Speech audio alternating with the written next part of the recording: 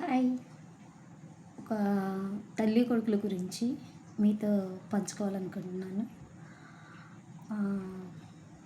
ఒక తల్లి కొడుకు మీద ఎంత ప్రేమ చూపించిద్దో అట్లానే పెళ్ళైన తర్వాత భార్య కూడా అంతే ప్రేమ చూపించిద్ది.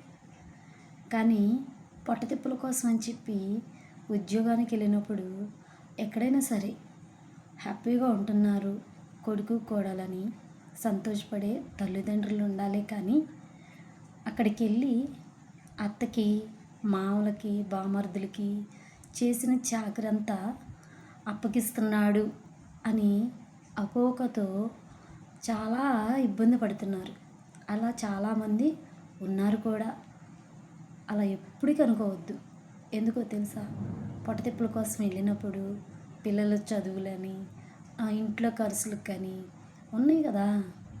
అలానే పుట్టింటి తరపు వాళ్ళు తీసుకొచ్చి ఇస్తారు కానీ అబ్బాయి తరపు వాళ్ళు ఎవరు తీసుకొచ్చి ఇవ్వరు కదా.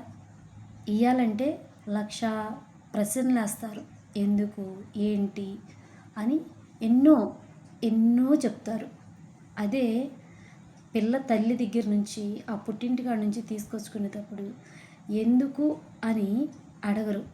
ఎందుకో తెలుసా? నా బిడ్డకి ఏం అవసరం వచ్చిందో, మనవరాలకి మనవాళ్ళకి అవసరాలు ఉంటాయి. చదువుకని, ఇంట్లో జరుగుతుందో లేదో అని ఆలోచించే తల్లిదండ్రులు ఉంటారు. ఆడపిల్ల ఇచ్చిన తల్లిదండ్రులు. కానీ అత్తమామలు ఉండరు కదా. అలాగా నా కొడుకుని దూరం చేస్తుంది, మందు పెట్టింది, అది ఇది అని చాలా నిందలేస్తారు. అది కరెక్ట్ కాదండి. ఎక్కడున్నా కానీ